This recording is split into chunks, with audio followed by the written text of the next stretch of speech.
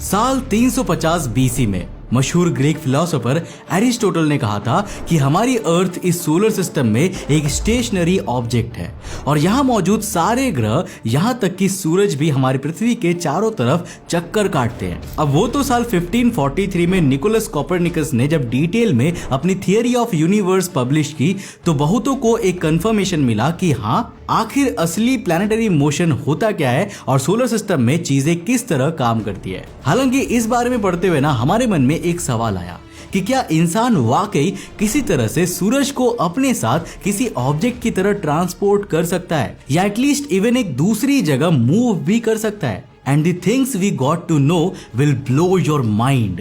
तो hello guys, मैं हूं कौशिक और चलिए शुरू करते हैं एक और नए एपिसोड को।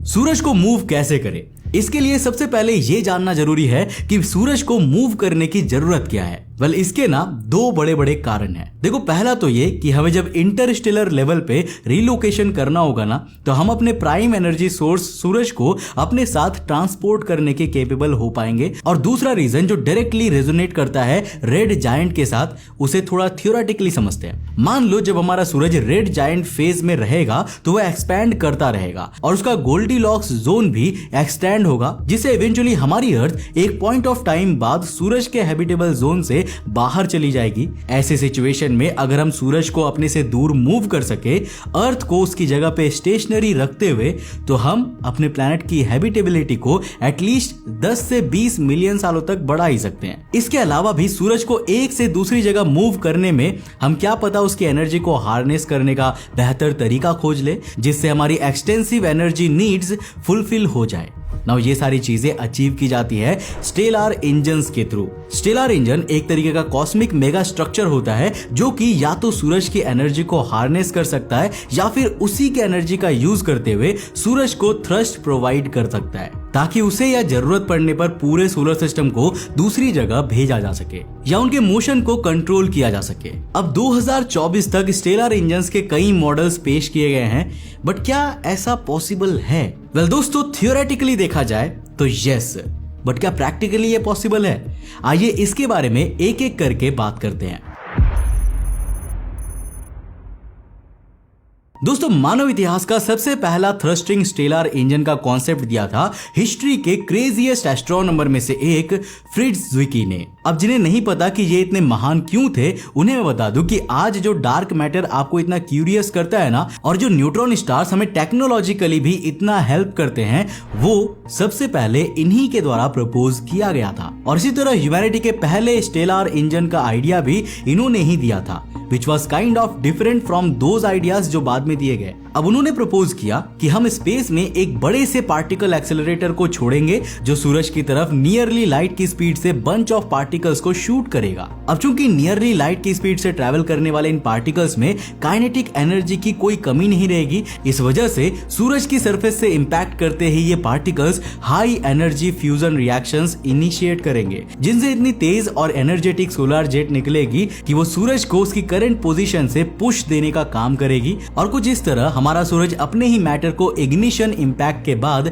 एज ए प्रोपेलेंट यूज करेगा, जिस दिशा में हम उसके पार्टिकल्स शूट करेंगे उसके ऑपोजिट डायरेक्शन में मूव कर जाएगा। क्योंकि जैसा कि न्यूटन का सेकंड लॉ सजेस्ट करता है, every action has an equal and opposite reaction. हालांकि ज़्विकी को कभी भी एस्ट्रोनॉमर से एस्ट्रोफिजिसिस्ट का दर्जा इसीलिए नहीं दिया गया क्योंकि वो कभी आइडियाज की मैथ्स तक जाते ही नहीं थे। वो बस आइडियाज को प्रपोज कर देते थे और आगे बढ़ जाते थे। बट हम भी क्या कम है, इस मैथ्स का जिम्मा हमने अपने सर पर लिया और सोचा कि लाओ खुद ही कैलकुलेट करके देखा जाए इसके लिए कितनी एनर्जी हमें लगेगी। तो देखो दोस्तों, सबसे बेसिक कैलकुलेशन करते हैं। आइंस्टाइन ने फॉर्मूला दिया था E=mc²। इसका मतलब है कि हमें रिक्वायर्ड एनर्जी कैलकुलेट करने के लिए मास ऑफ पार्टिकल्स को स्पीड ऑफ लाइट के स्क्वायर से मल्टीप्लाई करना होगा। सो फॉर इंस्टेंस, यहाँ अगर हम पार्टिकल के रूप में प्रोटॉन को लेते हैं तो उसका मास होता है 1.67 × 10⁻⁻27 किलोग्राम्स। बट हम यहाँ पर नॉर्मल प्रोटॉन की वैल्यू भी नहीं रख सकते क्योंकि लॉरेंट्ज फैक्टर के अकॉर्डिंग किसी पार्टिकल का मास भी रिलेटिविस्टिक मास के साथ बढ़ता रहता है। अब जैसे जैसे उसकी स्पीड लाइट को अप्रोच करती है ना, यहाँ अगर हम स्पीड ऑफ पार्टिकल को 99.99% ऑफ लाइट मान ले तो उसका लॉरेंट्ज फैक्टर निकल कर आता है 70.71। अब रिलेटिविटी इक्वेशन में हमें प्रोटॉन का ओरिजिनल मास नहीं बल्कि इफेक्टिव मास रखना होगा, which would be Lorentz factor multiplied by rest mass of proton. और इन दोनों को मल्टीप्लाई करने पर हमें जो 1.18 इंटू 10⁻⁻25 kg की वैल्यू मिलती है, उसे जब हम c स्क्वायर से मल्टीप्लाई करेंगे then we get the value of 3.54 into 10⁻⁹ joules. इतनी एनर्जी हम लोगों को सिर्फ एक प्रोटॉन को एक्सेलरेट करने में लगेगी, जो देखा जाए तो वैसे बहुत ज्यादा नहीं है, लेकिन अगर कंसीडर करो कि हमें सूरज जैसे मैसिव सेलेस्टियल ऑब्जेक्ट को मूव करना है तो हमें एक continuous stream of energised protons की जरूरत पड़ेगी। अब एक बास्केटबॉल के अंदर भी अप्रोक्सीमेटली 1.05 इंटू 10⁻30 प्रोटॉन्स होते हैं, और चूंकि हमें इससे भी ज्यादा प्रोटॉन्स को एनर्जाइज करना पड़ेगा, जिस वजह से ये छोटी सी एनर्जी रिक्वायरमेंट मैसिव स्केल पर ट्रिलियंस ऑफ जूल्स तक भी पहुंच सकती है, वो भी एक सिंगल पुश के लिए, जो फिलहाल तो हमारी औकात के बाहर ही है, जब तक कि हम सेलेस्टियल ऑब्जेक्ट्स की ये एनर्जी को हार्नेस करना ना सीख जाए। अब फ्रिट्ज के करीब 26 साल बाद रशियन फिजिसिस्ट लियोनिड श्कादोव ने 1987 में एक पेपर पब्लिश किया titled possibility of controlling solar system motion in the Galaxy, और इसमें उन्होंने एक ऐसे मिरर्ड स्ट्रक्चर को प्रपोज किया जो सनलाइट को सन की तरफ उल्टा फेंकते हुए किसी थ्रस्टर की तरह काम करेगा। देखो, श्कादोव ने एनालाइज किया था कि सूरज के द्वारा रिलीज किए जा रहे फोटोन्स उससे निकलते हुए सूरज को लाइट एमिशन के ऑपोजिट डायरेक्शन में बहुत ही अननोटिसेबल सा पुश देते हैं, बट चूंकि ये फोटोन्स तो सूरज के हर कोने से निकलती है, इस वजह से सारी रेज एक दूसरे के ऑपोजिट रेज के पुश मोमेंटम को कट कर देती है और सूरज हमारा एक स्टेशनरी जगह पर बना रहता है। यहीं पर श्कादोव आए और उन्होंने कहा कि क्या हो अगर हम सूरज की सारी रेज को केवल एक डायरेक्शन में फोकस करें, तो ऐसे में जो लाइट मोमेंटम हर तरफ से एमिट होने के कारण सूरज को एक जगह में रख रहा था ना, वो सूरज को ऑपोजिट डायरेक्शन में धकेलने लगेंगे। और ये होगा कैसे, अब इसे समझो। अब देखो, श्कादोव ने प्रपोज किया कि वो सूरज के एक साइड किसी प्लैनेट के ऑर्बिट के साइज में सेट ऑफ कॉनकेव मिरर्स को सेटअप करेंगे